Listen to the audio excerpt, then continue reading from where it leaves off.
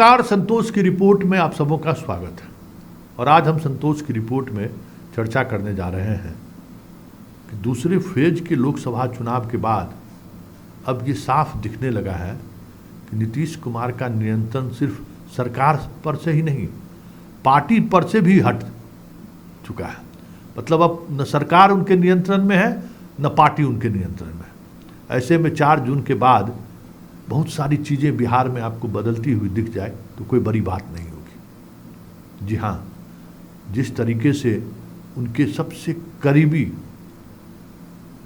या कहें कि परिवार के सदस्य के रूप की हत्या हुई है और 48 घंटे बाद भी पुलिस जिस तरीके से अंधेरे में तीर मार रही है या जिस तरीके से जांच कर रही है, उससे ये साफ लग गया कि नीतीश कुमार का आभा मंडल किस तरीके से कमज़ोर हो रहा है।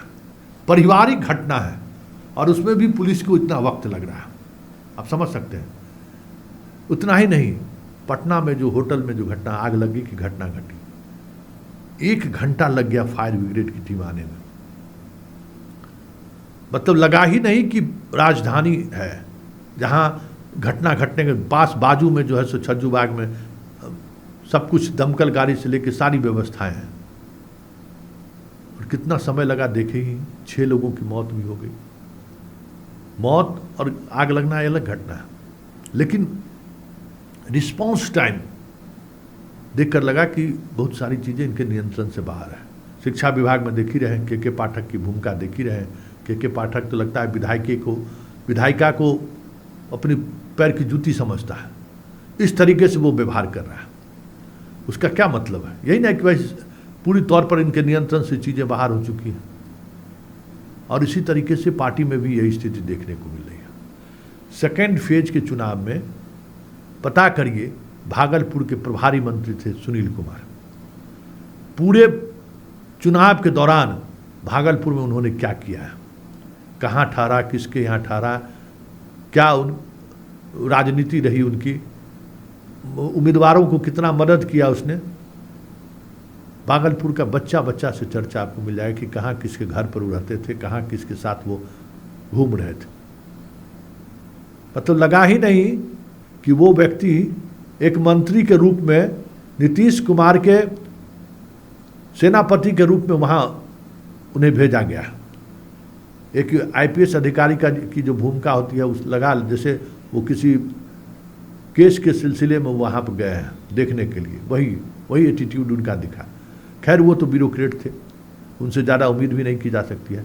लेकिन चर्चा भागलपुर में जमकर है कि सुनील कुमार वहाँ किए हैं क्या गुल खिलाए हैं, ये चर्चा सरेआम है। खैर वो तो उनका स्वभाव है, पहले भी लोग जानते थे कि सुनील कुमार किस मिजाज के आदमी हैं, तो वो अपना मिजाज भागलपुर में भी दिखा दिया कि वो उनके लिए चुनाव कितना महत्वपूर्ण था। लेकिन उससे कहीं ज़्यादा महत्वपूर्ण कटिहार सीट, जहां अशोक चौधरी को जिम्मेवारी दी गई थी और महज 2 दिन कुछ घंटे के लिए वो गए। और अशोक चौधरी को कटिहार की जिम्मेवारी देने के पीछे आप समझ सकते हैं कि एक मंत्री के रूप में उनकी क्या भूमिका रही थी और मुख्यमंत्री कितना भरोसा किया होगा, क्योंकि कटिहार सीट काफ़ी मुख्यमंत्री की प्रतिष्ठा से जुड़ी हुई सीट थी। लेकिन वहाँ अशोक चौधरी 2 दिन आए कुछ घंटों के लिए और उसके बाद फिर दिखाई भी नहीं दी। मतलब दुस्साहस देखिए, ये नियंत्रण बाहर की बात है ना, पार्टी पर से नियंत्रण बाहर।